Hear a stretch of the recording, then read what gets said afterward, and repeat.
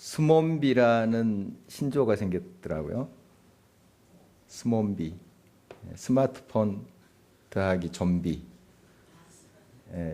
계속 길 가면서 스마트폰 보는 사람을 스몬비라고 그렇게 한대요. 이제 이 좀비는 아시죠? 이제 시체가 살았는데 혼이 빠진 시체, 뭐 가상의 그런 존재지만 스몬비. 티본비 들어보셨어요? 제가 만든 건데요. TV에 넉넉고 이렇게 계속 앉아 있는 사람 티본비. 또 개온비도 있습니다. 게임에 빠져 있는, 계속 혼이 딱 빠져가지고 거기에 몰입해 있는, 누가 뭐라 해도 그냥 반응도 않는 그런 경우도 요즘 문화인 것 같습니다. 참 안타까운 거죠. 안타깝습니다. 여러분 무엇에 이렇게 피곤하고 계시는지요? 무엇에 몰두해서 피곤하고 계신지. 저도 몇 시간 동안 TV 본 적 있는데요. 티본비 되어 본 적이 있습니다. 눈이 굉장히 피곤하더라고요.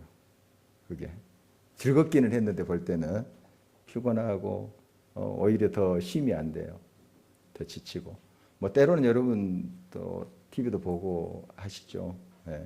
영화도 보시고 필요합니다만은 너무 거기에 몰두한 나머지 눈이 피곤하고 또 지친다면 그것은 바른 모습은 아닐 겁니다.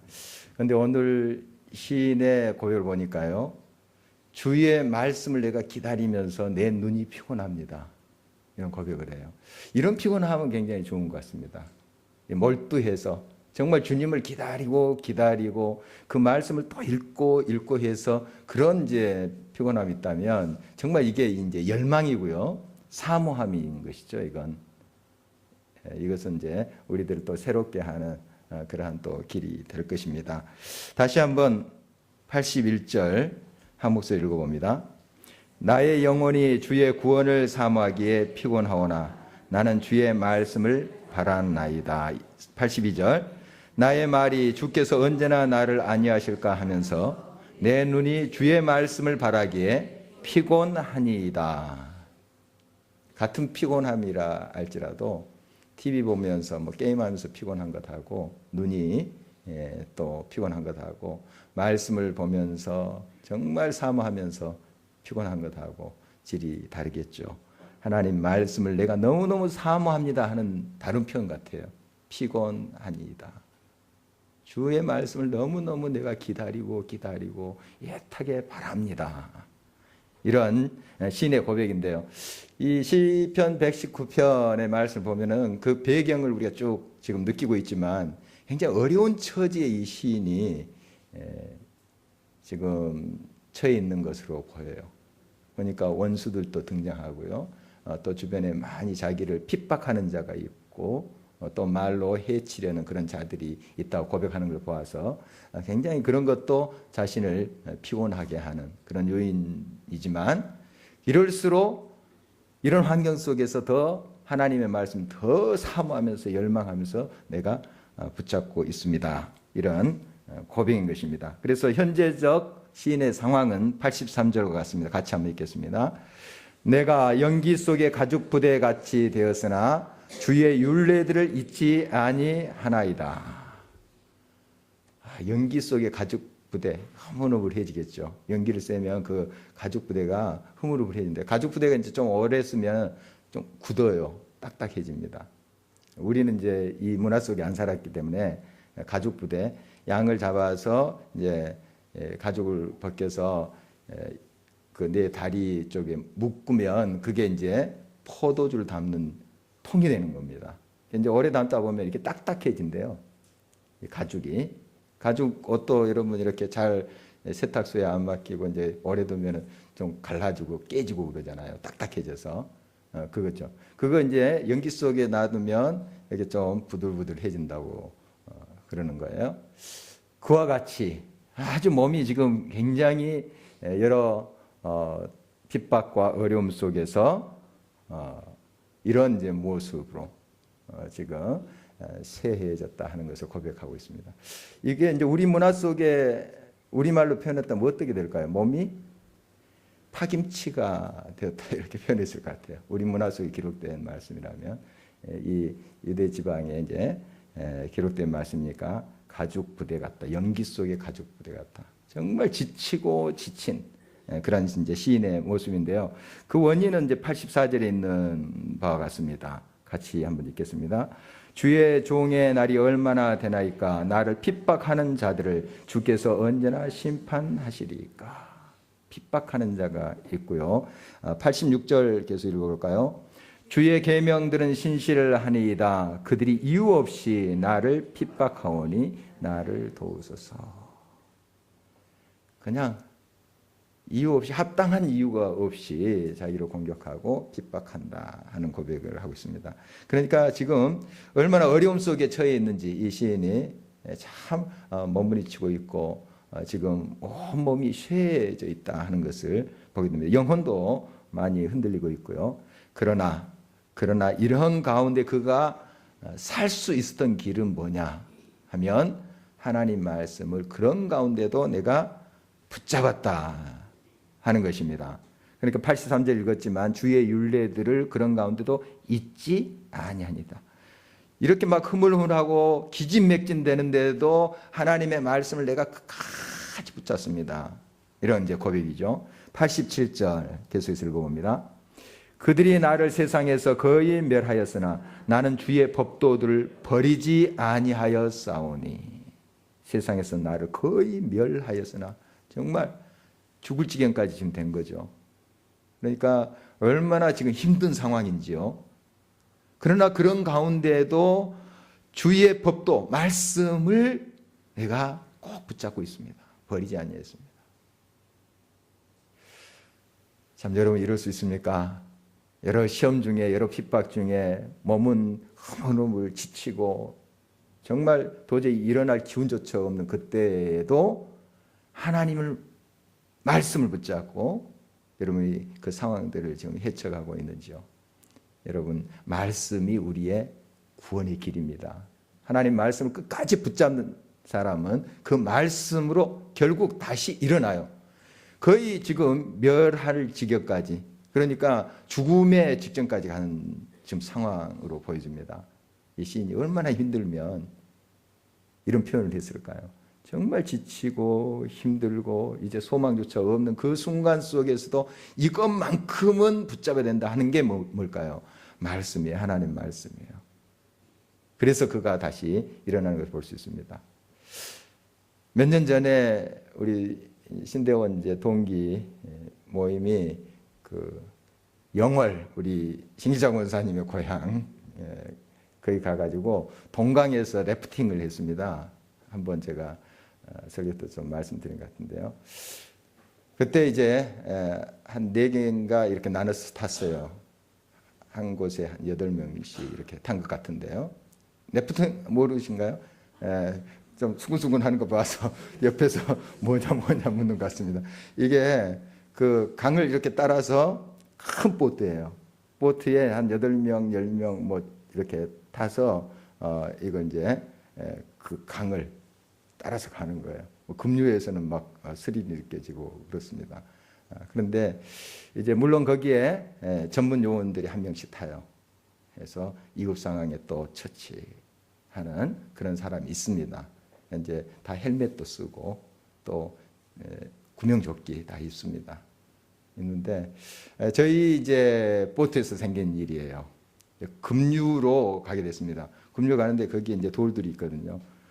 이게 돌을 딱 피해서 가는데 이게 돌에 꽁 부딪혔어요. 그리고 지나가는데 한 명이 없어진 거예요. 한 명이.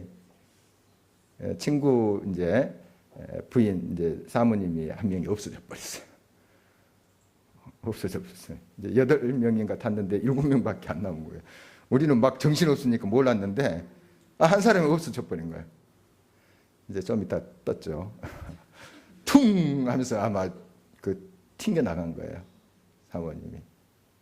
그런데 이제 구명조끼가 있으니까 이제 물 밖으로 나올 수 있었죠. 그래도 참 위험합니다. 헬멧 쓰곤 했지만은 그 바위들이 튀어나오니까 거기에 혹시 안면을 부딪히거나 몸부딪히면 큰일 날 수도 있죠. 그러나 하나님이 또 깊은 곳으로 이렇게 튕기게 하신 것 같아요. 그래서 그 사모님 굉장히 놀라셨죠. 그러나 딱 들어가면서 나올 때 그 기분이 굉장히 신비스럽대요. 그 짧은 순간인데 나 죽었구나. 튕겨 나가면서 가라앉을 때 죽었구나. 그 짧은 시간에 그런 생각이 들더래요.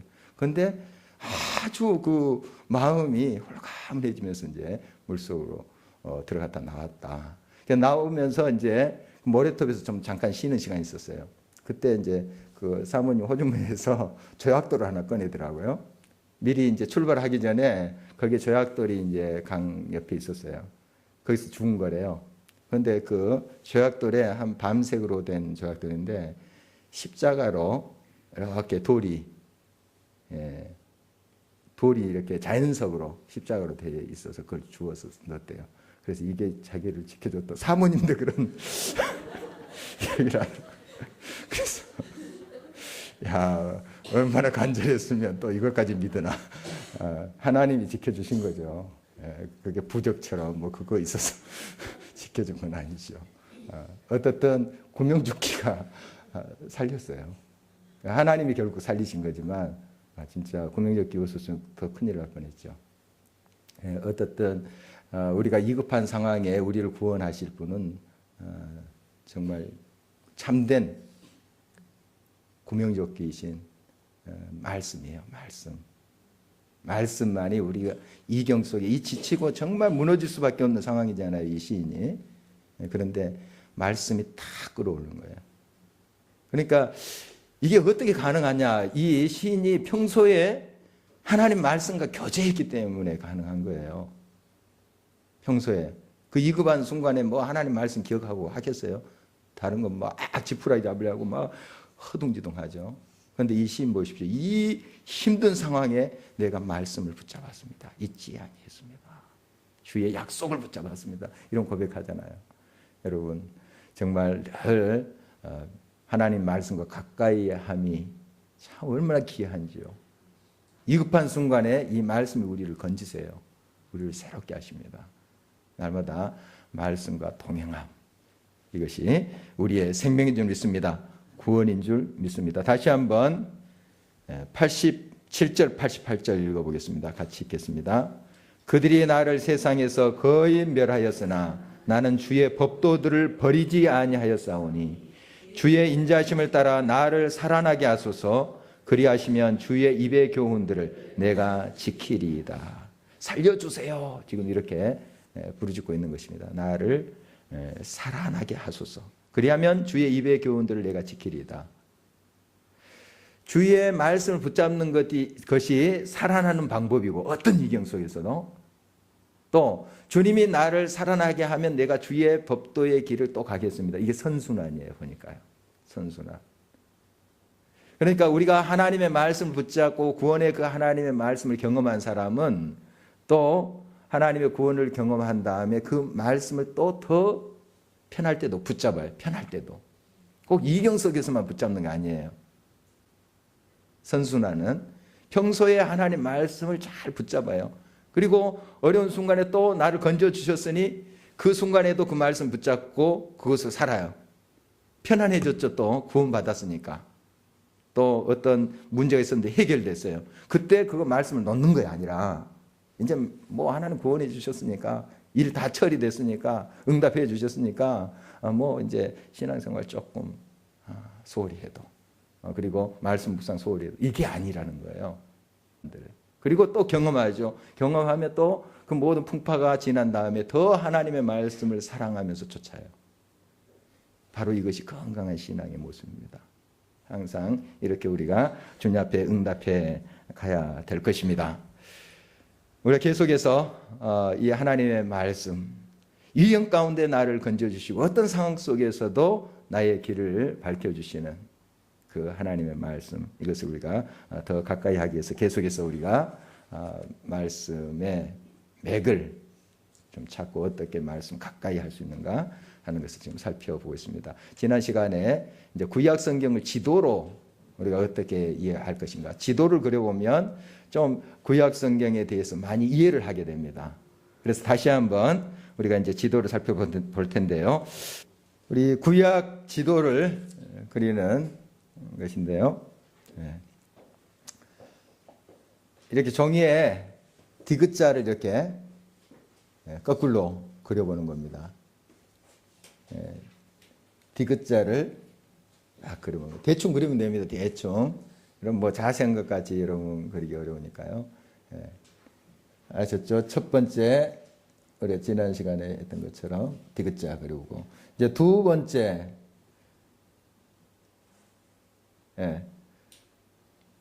두 번째는 이제 나일강을 그리는데 밑에서 쭉 이 대해 구약에서는 지중해라 하지 않고 대해라 했으면 큰 바다 대해를 그린 겁니다. 쭉 그냥 실선으로 그려서 여기 점선으로 나와 있는데 이걸 따라서 한번 그려보라 하는 식으로 되어 있는 거예요. 이렇게 해서 이게 옆에 이렇게 갈라지는 건 나일강이 쭉 흐르다가 보면 여기가 퇴적물이 쌓여요. 퇴적. 이게 비옥한 땅이랍니다. 이렇게 여러 갈래로 지류가 생기면서 그 비옥한 퇴적층이 되는 것이죠. 이렇게 나일강이 이렇게 되어 있습니다. 그 다음에 홍해는 뭘 생각하라 그랬어요? 우리 윤희가 그 청바지 입고 물구나무 서고 있는 모습, 물구나무 이렇게 서고 있는 모습입니다. 이렇게 그리면 돼요. 이렇게 그냥 대충 그리시면 됩니다. 자, 이게 홍해입니다. 홍해. 자, 그 다음에 저게 뭘까요? 이게 염해. 성경에는 사해라는 말이 안 나옵니다. 이제 그건 우대에 붙인 이름이고요. 염해, 소금바다. 염해라고 나와 있습니다. 염해. 염해는 이제 벙어리 장갑처럼 이렇게 그리시면 돼요. 벙어리 장갑처럼. 그리고 저 위에 바풀떼기처럼 생긴 거. 이게 비파처럼 생겼습니다. 산에서 보면은 비파처럼 이렇게 비파처럼 생겼다 해서 무슨 호수? 갈릴리는 신약에 나오는 용어고 지금 구약하고 있습니다. 지금 긴네렛 호수랍니다. 긴네렛이 비파라는 뜻이에요. 비파, 하프 뭐 이런 비파. 긴네렛 호수. 조금 하지만은 여기 그림은 굉장히 큽니다. 그래서 갈릴리 바다라고도 표현하죠. 물론 이제 담수호입니다. 담수호. 짠물이 아니라 민물이죠. 그래서 쭉 그 연결된 이 선이 무슨 강입니까? 요단강. 물론 이제 갈릴리 바다로 들어오는 여러 지류들이 있습니다. 그래서 이제 호수로 들어와서 흐르는 거죠. 그래서 여기에 딱 끝납니다. 염해에서 또 뭐 지류가 나온 것이 아니라 끝나요. 왜냐하면 이게 해발 마이너스 한 400m 돼요. 여기 대해랑 차이가 400m 차이 나요. 400m. 평균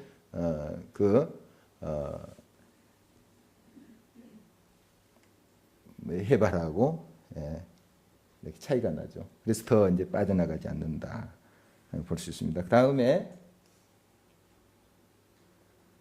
강인데요. 두 강. 무슨 강이죠? TU. 티그리스강, 유프라테스. 알파벳 순서 TU, STU 그렇게 나가잖아요. TU. 그래서 위에 것이 티그리스, 밑에 것 유프라테스. 이제 TU라고 외웠는데 밑에 게 T인지 이게 또 헷갈릴 수 있어요. 그런데 위에서부터 보통 이제 밑으로 내려가니까 티그리스, 유프라테스. 그래서 합류해서 이쪽 페르시아만으로 들어가는 겁니다. 합류해서 티그리스, 유프라데스 합류해서 페르시아만. 이 정도로 이제 알아도 구약 성경의 좀 배경, 이 지경에서 일어난 일은구나. 좀 그림이 돼요. 그림이 됩니다. 그리고 우리가 지난번 살펴봤듯이 이 강이죠. 강을 따라서 쭉 여기도 갈릴리 바다 옆에도 여기도 물이 있기 때문에 사람들이 많이 살고 나일강 쪽으로 이렇게 반달형 지형이 비옥한 땅입니다. 그리고 이런 데는 사막이에요. 요즘 이제 개발돼서 좀 그래도 뭐 사람들이 있기도 하지만 지금도 황량하더라고요. 지금도 황량하고 참 이제 베두인이나 이런 사람들이 이제 이렇게 옮겨 다니면서 양도 치고 하긴 하지만 참 여기가 한번 길을 잃었다가는 참 위험한 곳입니다. 죽을 수 있어요. 그래서 이렇게 사람들이 이제 이동하거나 전쟁이 일어났을 때 이동할 때는 이렇게 강을 따라서 사람들이 사는 곳이죠. 쭉 사람들이 이렇게 농사 짓고 양 먹이고 하는 곳이 이렇게 돼 있어요. 그러니까 이제 아브라함이 이동할 때도 이 사막을 가로질러서 가는 것이 아니고 쭉 이렇게 사람이 사는 곳, 비옥한 반달 지형을 따라서 이동을 해요. 우리가 이제 살펴보겠지만. 그러니까 이 지역에서 일어나는 일들이다. 구약 대부분은 그것을 볼 수 있습니다. 자, 그러면 오늘은 이제 지도로 보는 창세기를 이제 지도로 한번 보려고 합니다. 보통 이제 1장에서 11장을 원역사를 해요. 원역사. 그리고 12장부터 이제 50장까지 있잖아요. 창세기. 그걸 족장 시대라는 거, 족장. 4명이 등장하는데 주된 인물이죠. 여러 사람들이 물론 등장합니다. 주된 많이 등장하는 인물 누굴까요? 12장부터 아브라함, 이삭, 야곱, 요셉. 뭐 여러 사람도 등장하지만 이제 주로 그 4명의 족장들 중심으로 이 역사가 쭉 기술되어 있는 것을 봅니다. 12장부터 이렇게 50장까지 그렇게 되어 있어요. 그리고 그 앞에 11장, 1장부터 11장까지는 원역사, 창조부터 이게 얼마나 긴지 모르겠어요. 그걸 또 시간별로 해가지고 뭐 짧게 보는 사람 또 길게 보는 사람 있는데 정말 우리는 잘 몰라요. 얼마 되는지 그 기간이. 그러나 11장 안에 그게 다 포함되어 있어요. 보겠습니다.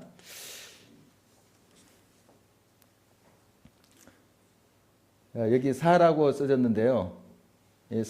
사라는 이제 의미는 뭐냐 하면 이제 1장부터 11장 또 아까 12장부터 50장 여기 보면은 한 4가지 사건과 4명의 인물로 좀 창세기가 구성됐다 하는 걸 좀 시각적으로 기억하기 좋게 이렇게 써놓은 겁니다. 아까 이제 족장 시대 그러니까 아브라함, 이삭, 야곱, 요한 이건 우리가 이해하죠. 12장부터 50장까지. 자, 1장부터 11장까지 원역사인데 원역사는 4가지 사건이 주로 뼈대를 이루고 있어요. 물론 여러 가지 사건이 있는데 크게 봐서 그 첫째 사건이 뭘까요? 창조. 예수 배워 오신 분들 좀 대답을 하시는 것 같은데. 그 다음에 두 번째 타락. 창조하고 인간이 타락했고, 세 번째 홍수 사건, 6장에 이제 노아의 홍수 사건, 그리고 11장에 바벨탑. 물론 그 사이에 여러 가지 사건들이 있습니다. 여러 가지 다양한 그 엄청난 시대에 얼마나 많은 일들이 있었겠어요. 그러나 이제 크게 그렇게 우리가 그 11장까지 이루는 그 구조물을 볼 수가 있습니다. 이렇게 창조, 타락, 홍수, 노아의 홍수, 그 다음에 바벨탑. 이 4가지만 이렇게 기억해도 1장부터 11장까지는 이런 이제 흐름이 있구나. 하나님 창조는 우리가 인간이 타락했고 하나님이 또 그걸 심판하시고. 그래서 이제 다시 깨닫고 정말 잘 살아야 된다. 하나님 말씀대로. 또 교만해지고. 바벨탑 사건이죠. 또 하나님 흩으시고. 좀 이런 이제 큰 구조로 11장까지 되어 있고, 우리가 잘 아는 이제 12장부터는 아브라함의 역사로 쭉 이어지면서 진행되는 것을 보게 됩니다. 이제 아브라함이 여기에 살았죠. 우루. 갈대아 우루. 여기에 살았습니다. 그러니까 성경에 갈대아 우루 하는데 우루가 어딘지 어디에 붙어 있는지 좀 우리가 모를 수 있잖아요. 그러나 이제 이 지도를 여러분들이 기억하면 그 정도구나. 위치가 그 정도인구나. 여러분 좀 아시면 그래도 성경을 읽는 데 많이 도움이 됩니다. 에덴을 여기다 표현했는데 사실 정확한 지명 모릅니다. 이제 추측해서 여러 설이 있으니까 여기다 써놓은 건데, 여기다 물음표 딱 이렇게 해놓으십시오. 여기 어딘지 지금 우리가 알 길이 없죠.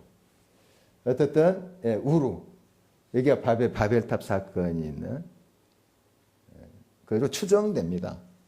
추정돼요. 그러니까 그 정도로 우리가 알고 있으면 어느 지역에서 이런 사건이 일어났구나 하는 걸 좀 이해해 볼 수 있죠. 나중에 이제 아브라함과 그 가족이 어디로 갑니까? 가나안으로 가는데, 가나안 땅으로 가는데 어디를 거쳐가요? 하란이 여기 있어요. 하란. 여기는 이제 큰 지역을 메소포타미아 했습니다. 메소포타미아의 하란이라는 곳이에요. 저긴구나. 왜 이렇게 갔을까? 강을 따라갔구나. 강을 중심으로 해서 비옥한 땅이, 농경지가 조성되잖아요. 또 사람들이 그곳에 살았어요. 사니까 그냥 사막을 가로질러서 이렇게 가면 빠를 것 같은데 그렇게 가다 죽을 수도 있었죠. 그러니까 계속 여기 사람 사는 곳을 거쳐서 하란으로 갔다가, 하란에서 결국 이제 하나님 이쪽으로 이끄시죠. 그리고 애굽까지 갔다가 다시 돌아옵니다. 애굽에도 갔었습니다. 아브라함이. 그런 여정을 우리가 볼 수가 있습니다. 그래서 이 아브라함의 가족이 나중에 요셉 시대에 한 몇 명 정도 돼요? 창세기가 끝날 때쯤 70여 명, 그 정도 됩니다. 아직까지 적은 숫자죠.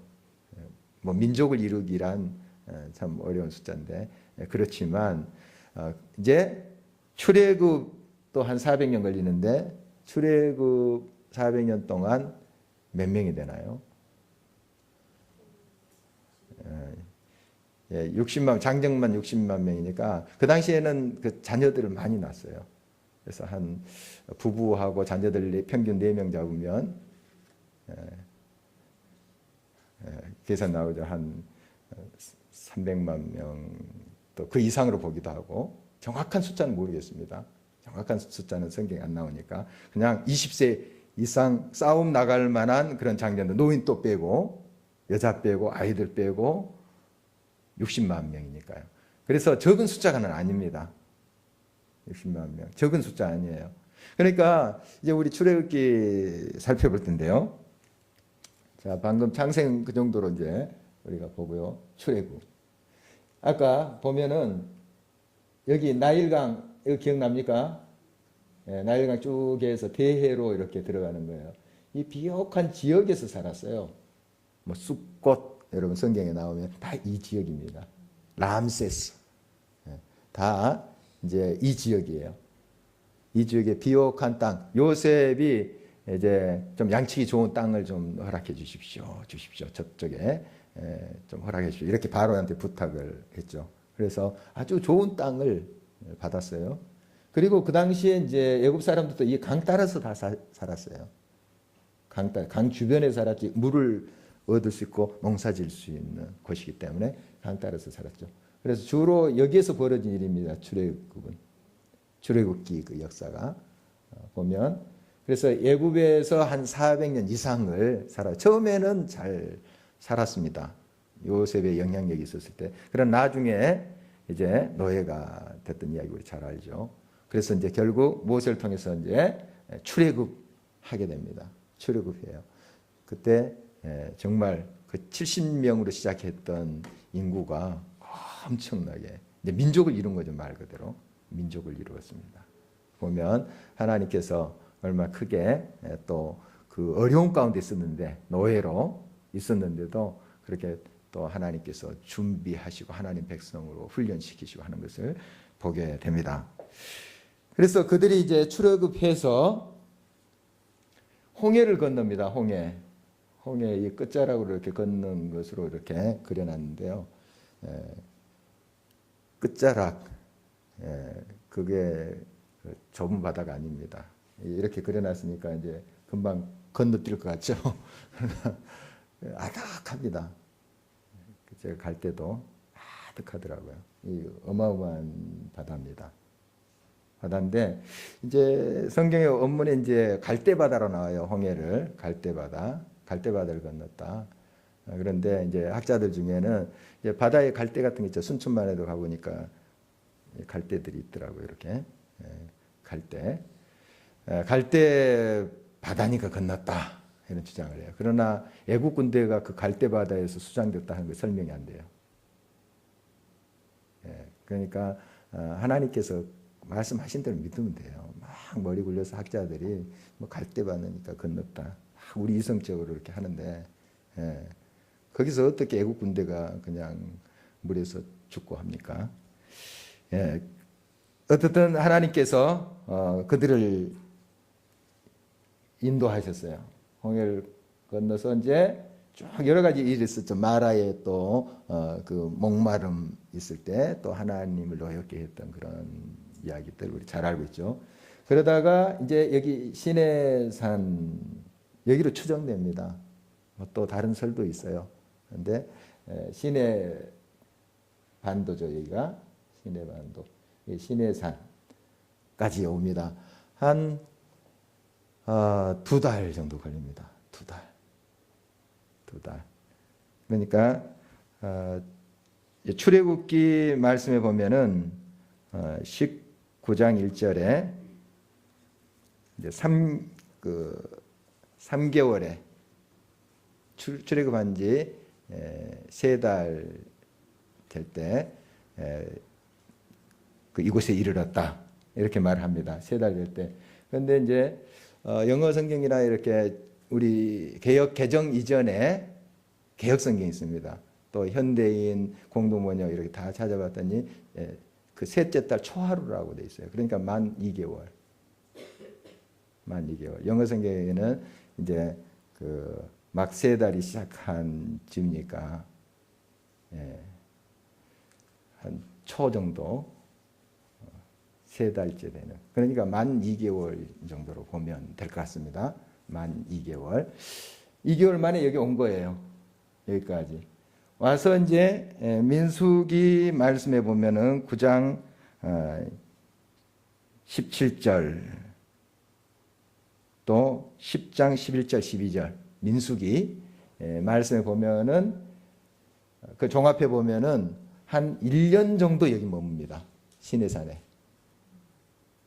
그러니까 한 2개월 만에 여기 도착하고 이 시내산 자락에 계속 머물러요. 한 1년 동안.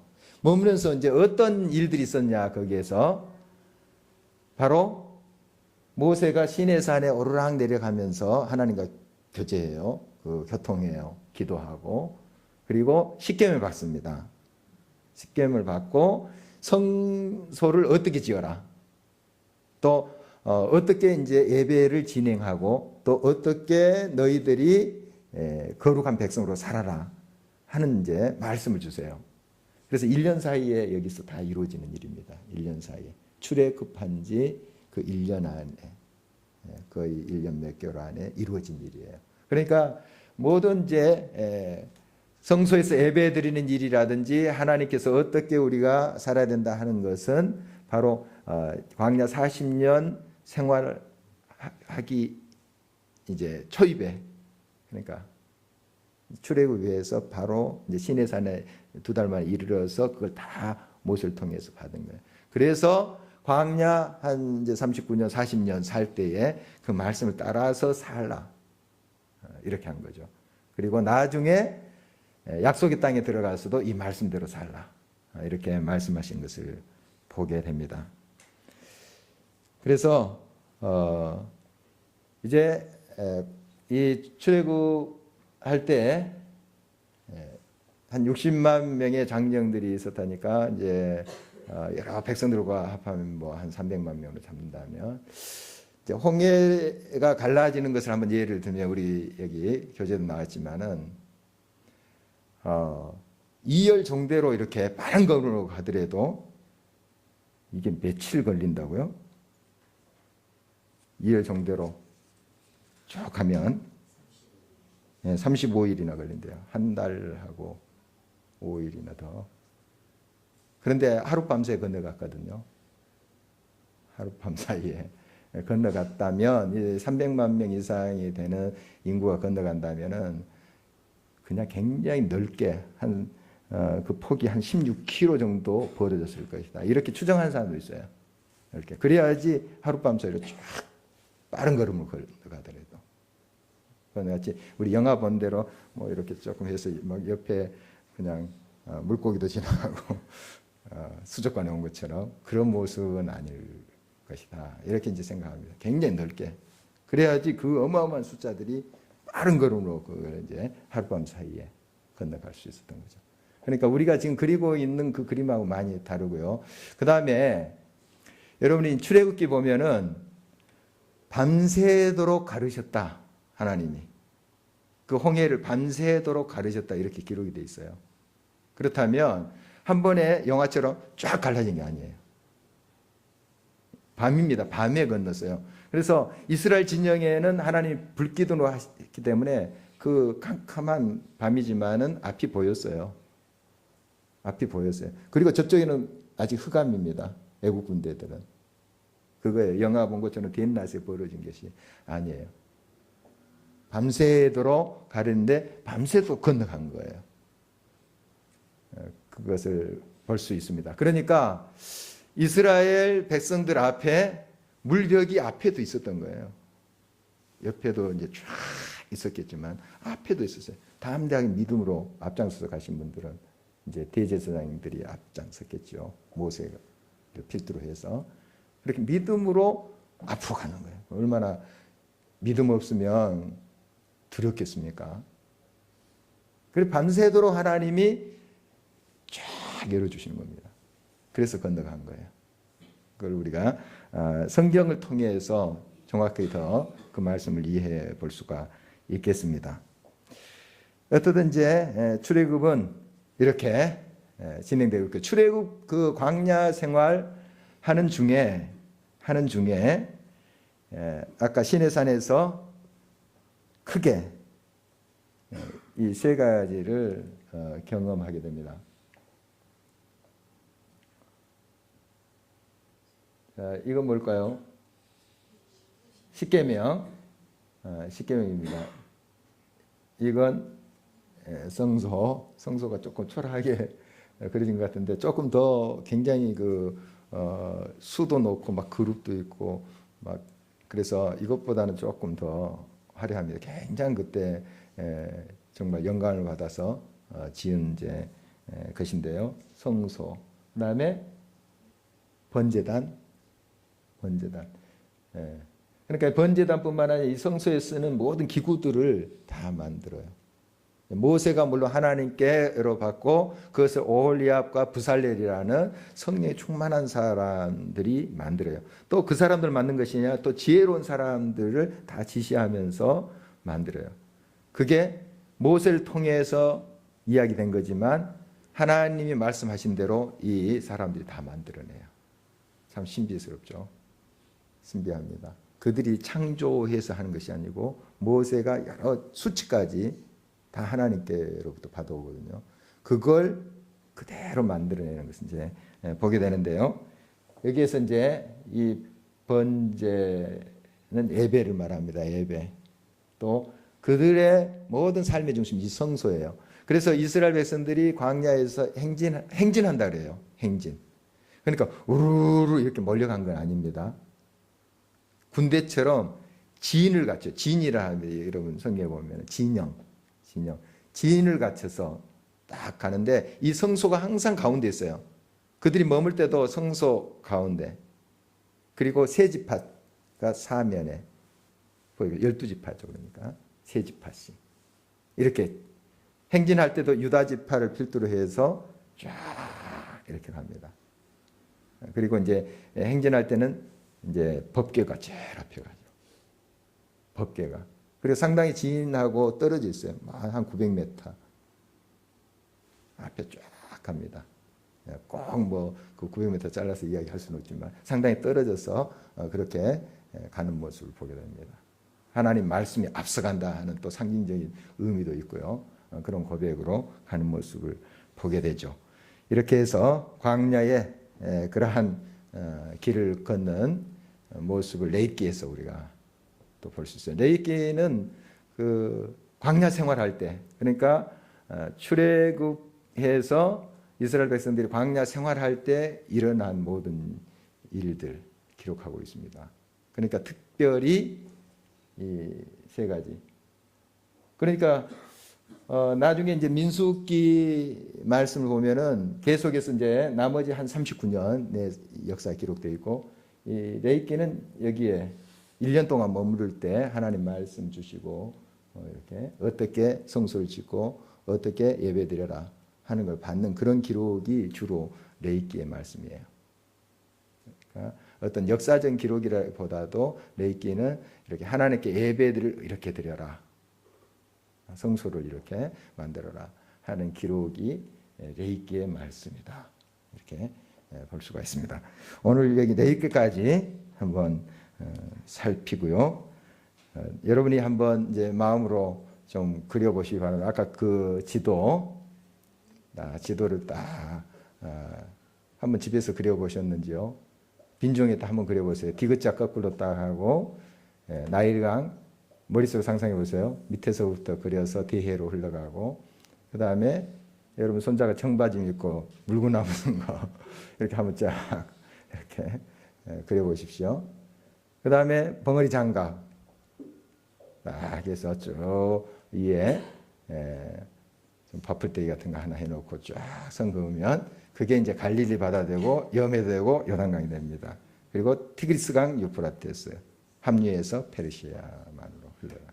이 정도만 알아도 여러분들이 대충 어디에서 어떤 역사가 일어났다, 또 신의 산의 위치 좀 이렇게 여러분이 안다면 조금 더 성경을 실감 있게 또 접할 수가 있으려 봅니다.